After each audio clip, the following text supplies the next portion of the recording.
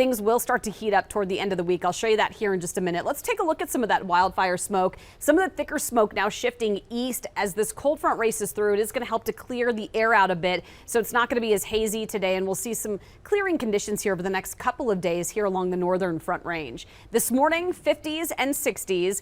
In the mountains, we picked up actually a little bit of snow on the peaks. There might be a light dusting early this morning. Things are starting to clear out, though. Quite a bit of cloud cover there in Winter Park, and the roads have been wet in some spots, and you can see that front as it pushes east. We'll also bring a few scattered storms and showers up over the northeastern corner of the state, but looks like it's going to stay pretty dry here in town.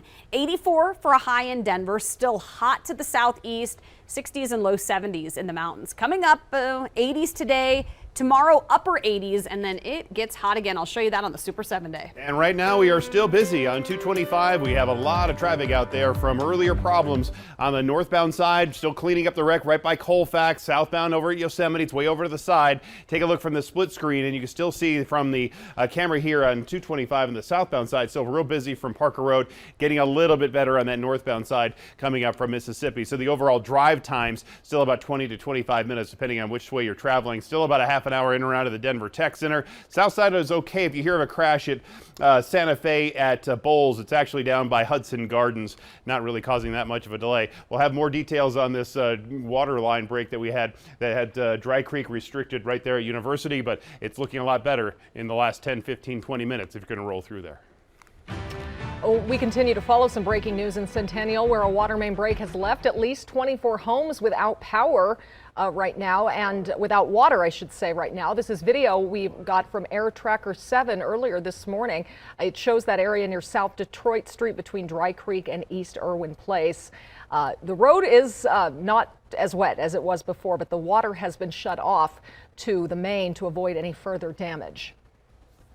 Game time is almost here. The Avs will take on the Tampa Bay Lightning tomorrow night at Ball Arena for Game 1 of the Stanley Cup Final. And the Lightning are already in town. Check it out. Our Denver 7 crew was there as they checked into their hotel yesterday afternoon. The Lightning are coming in as back-to-back Stanley Cup winners, and the Avs are hoping to snap that streak.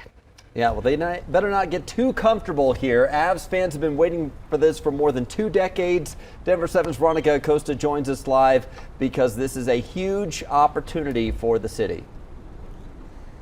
It is, and we are getting closer and closer to that puck drop. Of course, Denver is also getting closer to being ready, not only for the game itself, but also for some of those watch parties that we have in the works here in this area near Ball Arena. Now, a lot of preps going into this. Some of that is getting those broadcasts ready for the big game, and then another part is getting some gear ready, and of course, getting the actual arena prepped and ready for all of those Avs fans as well. ESPN crews, they actually arrived yesterday morning. They're going to be setting up 2 different stages right outside of Ball Arena here. Kroenke Sports and Entertainment, they're also hard at work. They told Denver 7 crews that they plan to work around the clock to create these different fan installations. Those will be right outside of the arena doors. They'll also be on hand to help with the variety of TV shows that are going to be in this area come tomorrow evening. Now, we keep saying this over and over, but this really is a huge game, and everyone that's working here is very well aware of that. It is an amazing setup, and you realize that this game is going to go across the world over 185 countries. So you can imagine the number of cameras, microphones, special effects mics that we have in place. And we've also said this for a while. This isn't just great for the Avalanche and for all of its fans, but also for the other sports teams that we have here, for the Rockies, the Nuggets, Broncos, and of course the Rapids as well. Listen to what the Denver Sports Commission had to say about this. It's really hard to overstate the significance of hosting a major championship series like this. I think people are going to understand that we're a major sports destination. You know, I think you can feel it with our fans and people going to the game. It's pretty palpable. The excitement that's going on, and it hasn't even started yet. So, all right, so we told you there are 3 official watch parties. One of those is going to be right here behind me at Ball Arena at the Chopper Circle, and then there are going to be 2 others that aren't too far from here. We're breaking down where those are and what you need to know in about 30 minutes or so. We're in Denver this morning. I'm Veronica Acosta, Denver 7. All right, thank you, Veronica. Might be hard to believe when you see the team now, but it was just 5 short years ago. The Avs were the worst team in the league. General Manager Joe Sakic who hoisted the cup back when the Avs won in 1996 and 2001, is a huge part of the current team's transformation. The players were back on the ice yesterday at Ball Arena, getting ready and keeping the intensity up. They haven't played a game in over a week, so the team says the rest has been good, but they are staying laser focused. I think at this point of the year, it's not very hard to get up for the games. You know, it's the finals, so it doesn't matter if it will be 40-day break. You know, I think everybody will be mentally ready to play, and obviously we have had a couple of good practices here, and we have a tomorrow too, and the morning skate. So I don't think it's going to be a problem, and for sure not any excuse. So it's every individual's responsibility to be ready.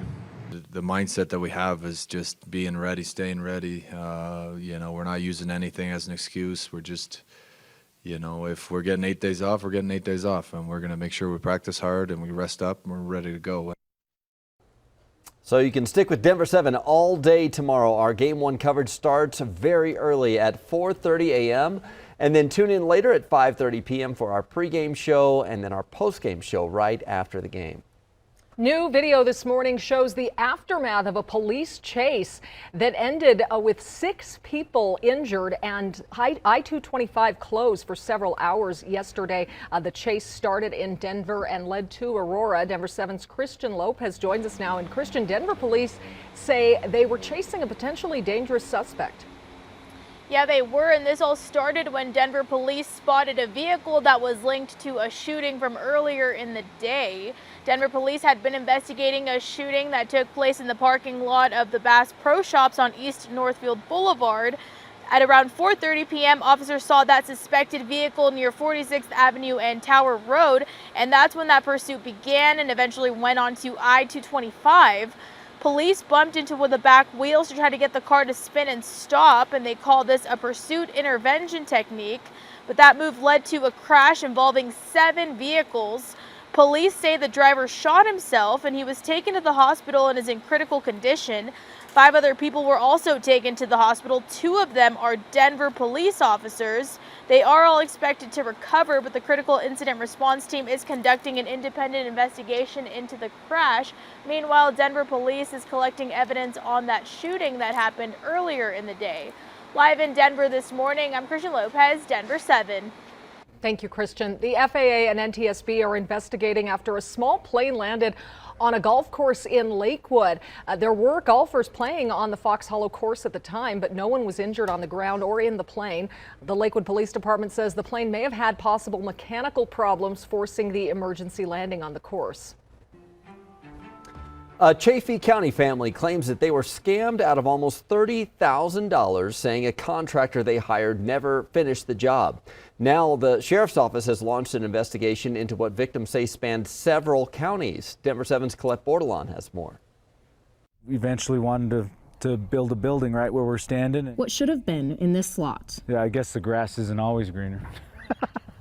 Something Matt and Aaron Flavin have been working toward for years. To have worked as hard as we have and have that stolen from us, it just makes us sick. And with this land, they wanted to build a space to store lawn equipment for one of their companies. We thought he was a good guy that was kind of just starting out, but turns out that he's not, I guess. He is the person they hired as their contractor. It's Quinn Rudinsky. Yes. Is that his real name? Well, I think so. They say they first started talking to him in September of last year when he brought them a contract and asked for a down payment. $29,500. We gave him everything. But the couple says they never even saw supplies on the property. We have pages and pages of text messages with all these different excuses. Excuses about why nothing was getting done. So finally, in February, that he kind of quit communicating with us altogether. So that's when we decided to call the sheriff. Now, the Flavins say they can't find their contractor. You just feel helpless and sick over it. And what's worse, the Flavins learned they're not alone. We found out he had done it to, I don't know, maybe 20 other people, multiple counties across the state. Something they never wanted to hear, since they know what the money meant. Dedication, hard work. I think it was, we were proud of that. Leaving the Flavins hoping the grass is greener on the other side of all this. I don't think we'll see the money. We would love to get that back, but mainly just so he doesn't get away with it. And hoping the man they thought would build their future pays for what they say he didn't do. Yeah. Colette Bordelon, Denver 7. If you have something you want Contact Denver 7 to look into, don't hesitate to reach out to us. You can send us an email to contact7@thedenverchannel.com or just call the number on your screen. File now. The deadline to file your state taxes to make sure you get your Colorado cashback rebate check early. Also shutting down after 88 years when Bonnie Bray Tavern will close its doors for good.